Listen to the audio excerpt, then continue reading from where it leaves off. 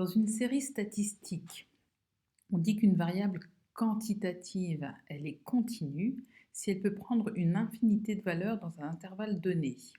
On verra qu'en pratique, on a rarement des variables quantitatives qui sont continues parce que on n'a pas cette précision de l'infiniment petit.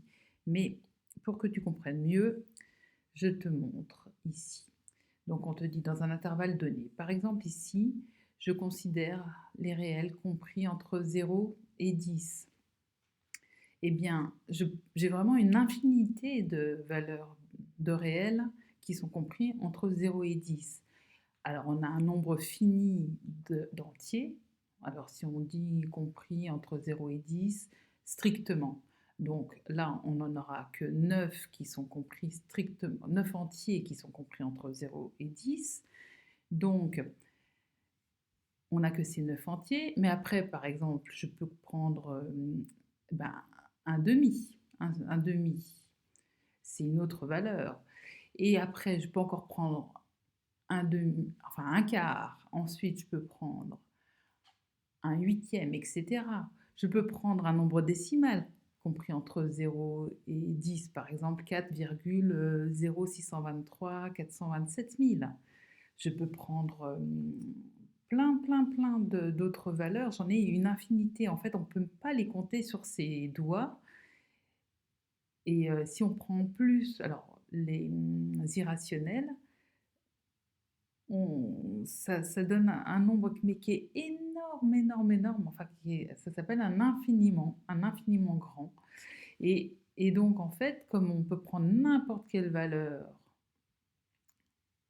entre 0 et 1, strictement, hein, donc ça veut dire, on parle de continu parce que hop, le doigt, il ne se lève pas, il peut prendre n'importe quelle position sur cet intervalle entre 0 et 10, n'importe quelle valeur.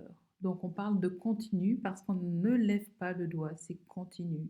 Si on avait pris que les entiers compris entre 0 et 10, on appelle ça discret en mathématiques parce que hop, on a cette valeur-là, mais après, l'entier suivant, après 1 qui est compris entre 0 et 10, et ben c'est 2. Je suis obligée de sauter. Je passe de 1 à 2 en sautant. Donc on appelle ça discret et pas continu. Voilà pour l'histoire des continus. Et donc, souvent, on représente les données d'une série statistique avec une variable continue par classe, parce qu'il y a tellement de valeurs différentes que c'est plus facile pour étudier une série statistique avec ce genre de variables. Mais c'est pas parce que tu as une série statistique qui est représentée par classe que sa variable, c'est une variable qui est continue. Donc je te donne un exemple où on peut considérer la réponse comme une variable continue.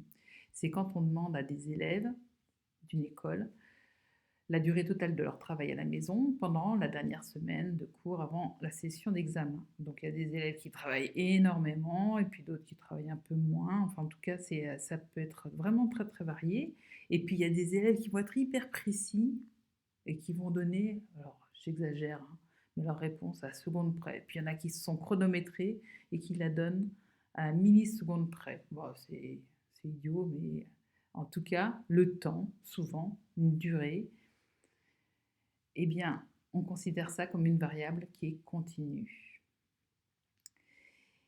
Et un autre exemple où la réponse n'est pas une variable continue, c'est si on demande à des élèves dans l'école combien de fois ils se sont connectés à la plateforme Smart School pendant la dernière semaine de cours avant la session d'examen. Eh bien, les réponses données par les élèves, ça va forcément être un nombre entier et un nombre positif, parce qu'ils ne peuvent pas dire je me suis connecté une fois et demie à la plateforme Smart School. C'est où il s'est connecté une fois, ou il s'est connecté deux fois, ou il s'est connecté, on espère plus en tout cas. Voilà, j'espère que j'ai répondu à ta question sur les variables continues et celles qui sont discrètes.